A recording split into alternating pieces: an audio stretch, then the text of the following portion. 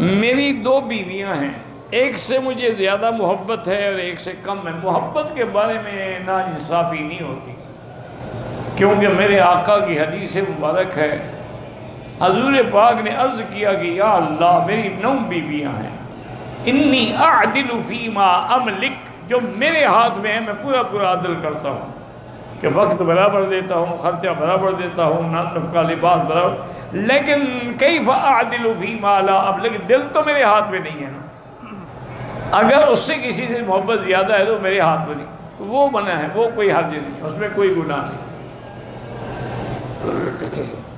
اذان میں جب مؤذن کہتا ہے اشہد ان محمد رسول اللہ، تو انگوٹھے چومنے چاہیے نہیں، مؤذن کا منہ چومنا چاہیے جہاں سے حضور کا نام نکلا ہے۔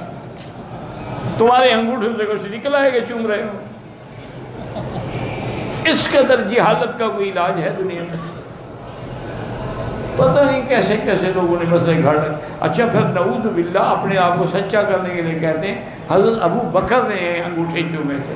اور خدا کے بندے، لاکھوں حضور کے صحابہ ہیں، کسی نے نہیں دیکھا، 1400 سال کے بعد تیرے مولوی نے دیکھ لیا کہ ابو بکر نے چومے تھے۔ من مکہ حبیبی نور سطع المدینہ